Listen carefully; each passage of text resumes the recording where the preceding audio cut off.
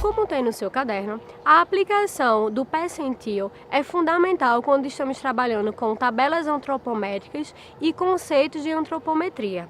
Dessa forma, você deve estar sempre atento para quem você está projetando, qual o seu grupo de usuários, quem são as pessoas que estarão naquele ambiente e quais as atividades que elas irão desenvolver neste local.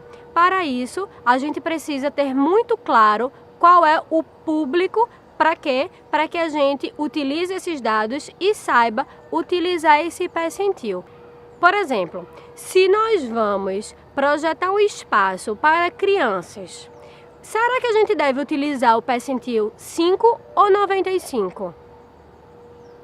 Claro que a gente vai utilizar aquele percentil 5, aquele percentil menor. Por quê? Porque se uma criança consegue ter esse alcance suficiente, provavelmente crianças maiores, adolescentes e adultos também vão ter esse alcance. Por quê? Porque parte de um alcance menor, onde essa população menor vai conseguir alcançar e também, consequentemente, os maiores irão alcançar. Diferente da gente utilizar um percentil 95, onde apenas as pessoas maiores com alcances mais longos conseguiriam alcançar aquele determinado objeto, aquele determinado prateleira ou armário, por exemplo.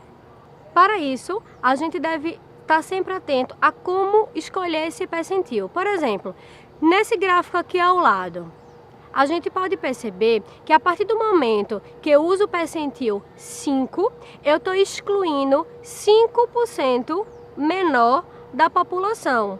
Ok? E se a gente utilizar o percentil 95, iremos excluir 5% dos maiores seres humanos. Então fique atento a isso para não causar confusão e a gente acabar se confundindo e aplicar os dados corretos, porém para o público incorreto.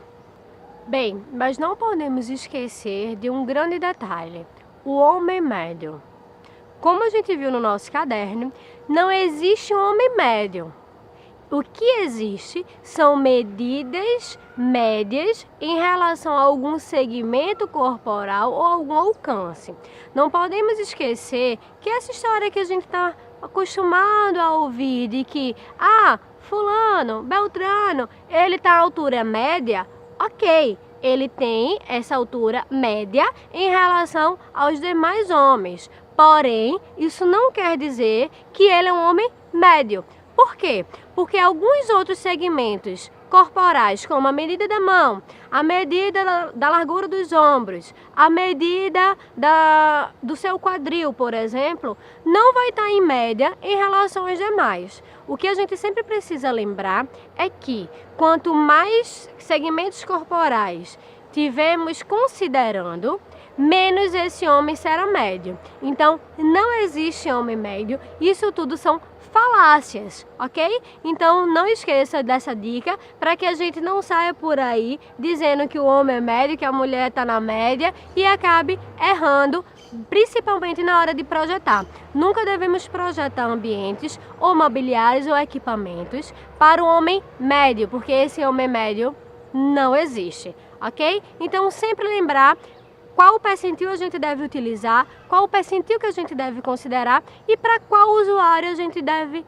projetar para que a gente utilize os dados antropométricos da forma mais correta possível e consiga, de fato, criar um ambiente ou algum mobiliário adequado às medidas do corpo humano. Estamos chegando ao fim de mais uma semana. Mas olha, isso não quer dizer que o conteúdo acabou, nem que seu trabalho acabou. Só está começando. Para isso, não deixe de acessar os fóruns, que é bem importante as discussões que a gente faz lá. Não deixem de fazer os exercícios propostos e também nunca deixe de pesquisar, pois essa pesquisa vai ser fundamental para que seu conhecimento fixe na sua mente. Então a gente vai dando adeus por hoje, porém, próxima semana tem mais com o assunto de metodologias e métodos para a criação de espaços ergonômicos. Até mais!